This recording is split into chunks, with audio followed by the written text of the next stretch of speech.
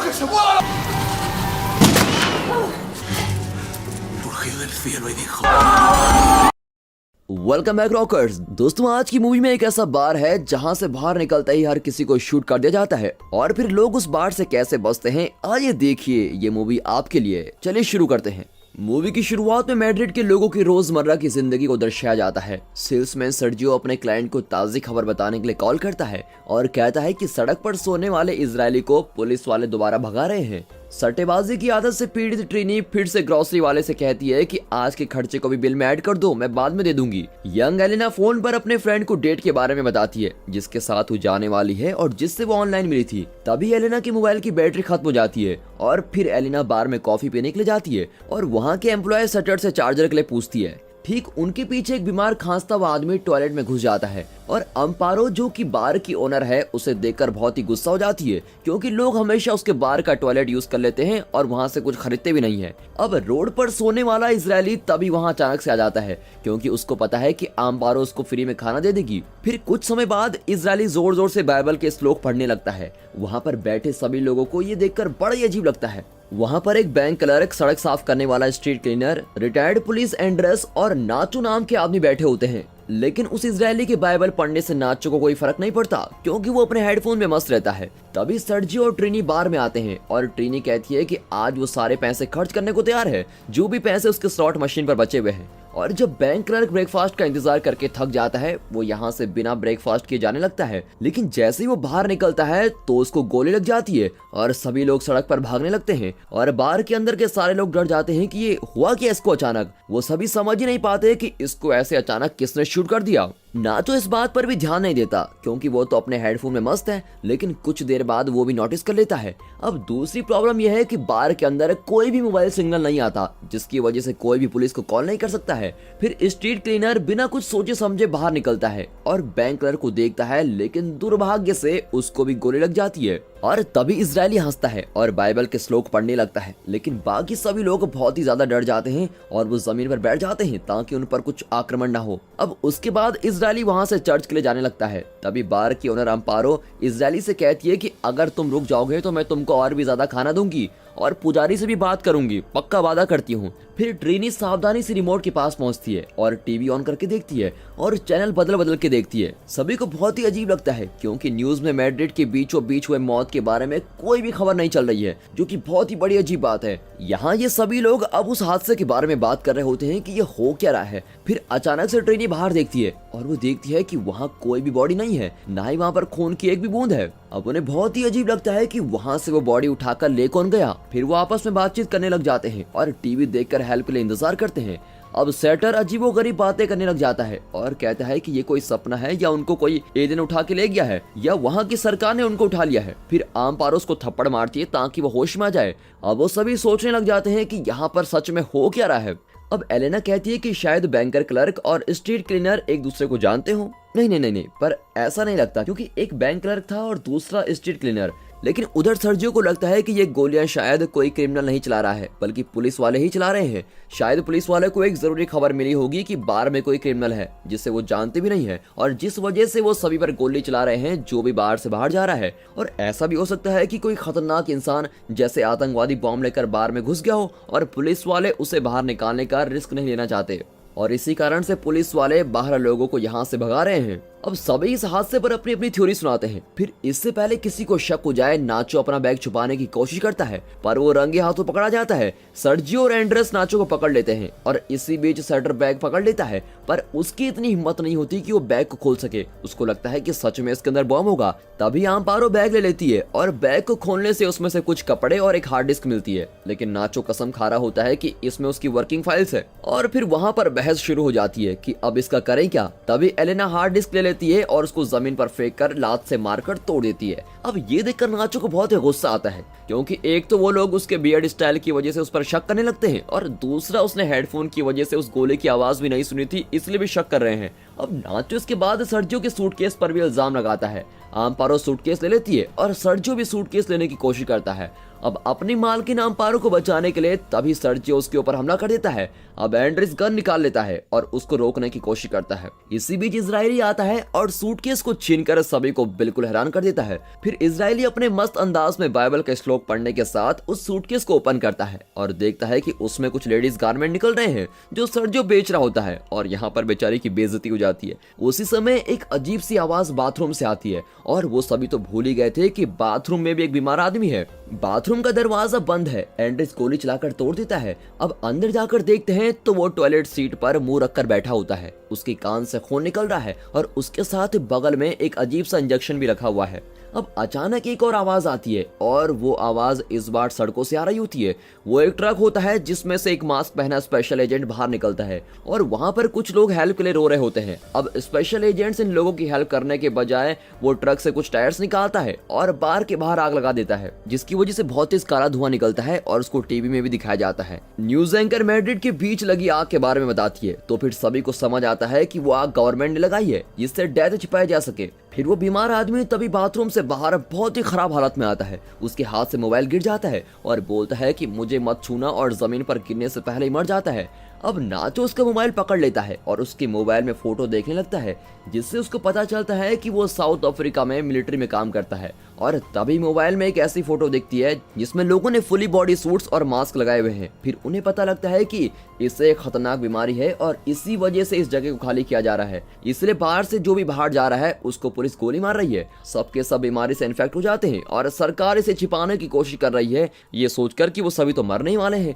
अब सभी शांत हो जाते हैं और अपने आप को काम में बिजी कर लेते हैं और इंतजार करते हैं। अब इजरायली बीमार आदमी की डेड बॉडी को फ्यूनरल प्रेयर के लिए तैयार करता है और नाचो और एलेना के पास उस आदमी का मोबाइल है जिसमें सिर्फ 10% बैटरी बची हुई है। वो सिग्नल ढूंढने की कोशिश करते हैं। अब नाचो किसी तरह से बाहर की सबसे ऊंची जगह पर चढ़ जाता है और उसको एक सिग्नल मिल ही जाता है। अब वो एक वर्कर को कॉल करके समझाता है कि टीवी में जो भी बोल रहे हैं वो सब कुछ झूठ है। तभी सटर को लगता है कि ये तो समझा ही नहीं पा रहा है और उससे मोबाइल छीन लेता है और हेल्प के लिए चिल्लाता है, जिससे कि उस वर्कर को लगता है कि ये तो मेरे साथ प्रैंक कर रहे हैं और वो फोन को काट देता है। अब नाचो को नहीं लगता कि मोबाइल में इतनी बैटरी है कि दोबारा कॉल कर सके, तभी दोनों में लड़ाई हो जाती है और टेबल ही टूट जाता है और सभी सोचने पर मजबूर हैं कि अब करें क्या। अब ये देखकर ट्रिनी जैकपॉट स्लॉट मशीन का यूज करती है तो वो जीत भी जाती है और उसमें से कॉइंस बाहर आने लगते हैं। अब इजरायली उन कॉइंस को उठाने लगता है। फिर एंड्रिस मोबाइल यूज करना चाहता है पर अम्पारो उसे मोबाइल यूज करने से मना कर देती है क्योंकि वो मोबाइल उस बीमार आदमी का है और हो सकता है कि उसमें कोई ट्रैप भी हो। और अम्पारो कहती है कि जिसने उस बीमार आदमी को छुआ है वो उससे दूर रहे और एंड्रिस और सर्जियो भी उससे सहमति दिखाते हैं और ये सोचते हुए कि सावधानी जरूरी है वो उन सभी से दूर भागने लगते हैं जिसने बीमार आदमी को छुआ था और वो दोनों भी अम्पारो के काउंटर के पीछे चले जाते हैं। और ये देखकर एलेना को ये बकवास लगता है क्योंकि ये समय उन सभी का साथ में होने का है और वो कई घंटे हो चुके हैं और एक दूसरे को कई बार टच भी कर चुके हैं।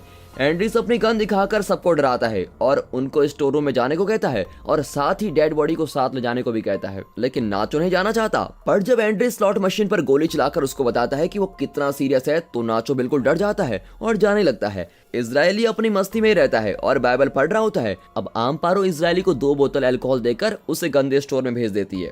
अब सभी बात करके टाइम पास करने की सोचते हैं। तभी ट्रिनी डरने लगती है क्योंकि उसको कोलेस्ट्रोफोबिक की बीमारी है और वो सीढ़ियां चढ़ती है और ऊपर का दरवाजा खटखटाती है पर वहां कोई खोलने वाला तो है नहीं और वो एक बोतल के बॉक्स से टकरा जाती है और वो बॉक्स भी टूट जाता है। फिर नाचो ध्यान से देखता है कि वहां कोई पानी या नमी नहीं है, इसका मतलब आसपास कहीं पानी निकलने का रास्ता जरूर होगा और वो ढूंढने लग जाता है। अब कुछ चीजें हटाने के बाद उसको गटर दिखता है और वो गटर का ढक्कन हटा देता है। अब उनको पता चलता है कि ये गटर बहुत ज्यादा गहरा नहीं है और फिर इजरायली अपनी मर्जी से नीचे जाने के लिए बिल्कुल तैयार हो जाता है। वो अपने कपड़े उतारता है और कॉइन से भरा हुआ बैग पीछे रखता है और अपने सारे शरीर पर ऑयल लगा लेता है। फिर वो नीचे जाने की कोशिश करता है पर इससे कोई फर्क ही नहीं पड़ता क्योंकि उस गटर में जाने का रास्ता बहुत ही बारीक है और इजरायली की बॉडी उसी में अटक जाती है। तभी सीढ़ियों के ऊपर से एक आवाज आती है और पता चलता है कि कुछ लोग अंदर आए और उन्होंने अम्पारो, एंड्रिस और सर्जियो पर गोली चला दी है। फिर वो देखते हैं कि वहाँ का टेम्परेचर भी बढ़ने लगता है और दरवाजे से धुआं आ रहा है। अब अंदर आग लग जाती है जो कि स्पेशल एजेंट्स बार को डिसइंफेक्ट करने के लिए लगाते हैं और अगर आग इस तरह लगी रही तो जल्दी उनका दम भी घुटने लगेगा। फिर एलेना, सेट्रो और नाचो एक साथ जोर लगाकर इजरायली को धक्का देते हैं और इजरायली को बाहर निकालने की कोशिश करते हैं। अब ट्रिनी को दोबारा से बेचैनी शुरू होती है और वो दरवाजा खोलने लग जाती है। उसी दौरान उसका हाथ जल जाता है और वो अपने हाथों पर ऑयल लगाकर टॉयलेट पेपर से कवर करती है और सभी मामला शांत होने का इंतजार करने लग जाते हैं। फिर जब कोई आवाज नहीं आती तो नाचो सीढ़ियों से बाहर देखता है कि बार अब बुरी तरह से जल चुका है और वहाँ कोई भी बॉडी नहीं है। पुलिस वालों ने दरवाजे को टेप की हेल्प से बंद कर दिया है, जिसकी वजह से वो बाहर से अंदर नहीं देख सकते। अब सभी बाहर निकलने का फैसला करते हैं। इसी दौरान नाचो को एंड्रेस की गन मिलती है, जो कि बहुत ही गर्म होती है, लेकिन वो फिर भी अपने पैंट्स के अंदर उसको घुसा देता है और उसकी थोड़ी बहुत स्क्रीन में जल जाती है। ट्रिनी वहां से बाहर जाने के लिए हेल्प मांगती है, पर नाचो उसे याद दिलाता है कि अगर उन्हें पता लग गया कि कोई अंदर है तो वो हम सबको मार देंगे। अभी तक कोई भी उनमें से बीमार नहीं हुआ। नाचो कहता है कि ये सिर्फ बात कुछ दिन छुपने की है, जब तक मामला ठंडा ना हो जाए। जैसा कि हमारे पास खाने और पीने के लिए बहुत कुछ है, तो हम कई दिन यहाँ पे रुक सकते हैं। तभी अचानक एक आवाज आती है, जो कि उस बीमार आदमी के मोबाइल से आती है। उसके मोबाइल में काफी सारे मैसेजेस आते हैं। एलिना उसका मोबाइल देखती है, जिसमें उसका फ्रेंड पूछ रहा होता है कि सब ठीक तो है ना। मोबाइल में मैसेज देखकर ऐसा लगता है कि उसे काफी दिन से बुखार था और उसे ये सब भी पता था कि कोई इसको फॉलो कर रहा है। वो बार में इसलिए घुसा था ताकि वो बाथरूम में जा सके और वो एक्सपेरिमेंटल सीरम इंजेक्शन को अपने पे लगा सके, जो कि वो कहीं से चुरा के लाया था। लगता है वो सीरम उस बीमार आदमी पर काम नहीं किया और अभी तक किसी को भी सिम्टम्स नहीं आए होते हैं, इसलिए वो सोचते हैं कि ये सीरम हमारे लिए काम कर सकता है। लेकिन तभी उस फोन में कॉल बजता है, जो कि उसके फ्रेंड का होता है, और तभी नाचो को लगता है कि उन्हें फोन नहीं उठाना चाहिए, ये एक जाल भी हो सकता है। उन्हें सोचने में काफी टाइम लग जाता है। तब तक मोबाइल की बैटरी खत्म हो जाती है। अब सेटर अपना चार्जर ढूंढने की कोशिश करता है। तभी एलेना को याद आता है कि मैसेज में लिखा हुआ था कि 4 डोजेस बची हुई हैं। अब सभी उस बीमार आदमी की बॉडी को चेक करने लग जाते हैं, लेकिन उन्हें कुछ भी नहीं मिलता और फिर वो बाथरूम की तरफ भागते हैं। लेकिन वहाँ इजरायली सबसे पहले पहुंच जाता है और उसे वो बॉक्स और 4 सिरिंजेस मिल जाती है और इजरायली गाना गाने लग जाता है। और अब उसे लगता है कि ग्रुप में सबसे ज्यादा पावरफुल वही है। वो सभी बात कर रहे होते हैं कि यहाँ पर सिर्फ 4 डोजेस हैं और हम लोग तो 5 हैं। इसी बीच इजरायली एक इंजेक्शन को खुद लगा लेता है, क्योंकि उसे लगता है कि वो लोग उसको इंजेक्शन नहीं देंगे।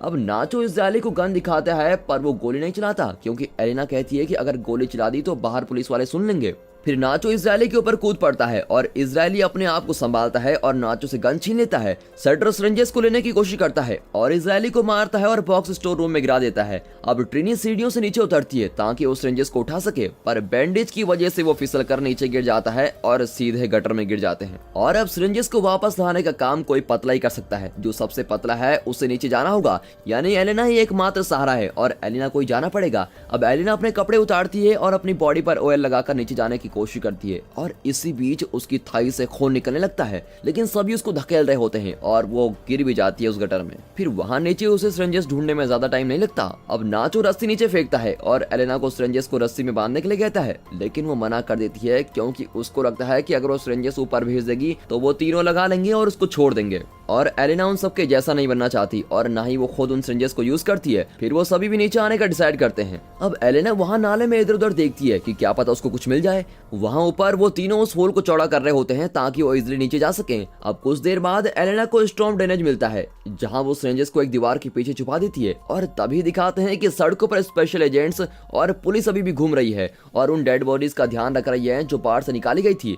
उसके बाद एलेना स्टोर रूम के होल के पास जाती है तो देखती है कि वो लोग नीचे आ गए हैं और वो ट्रिनी की हेल्प कर रहे होते हैं और उसके गिरते ही सारे गंदे पानी में गिर जाते हैं।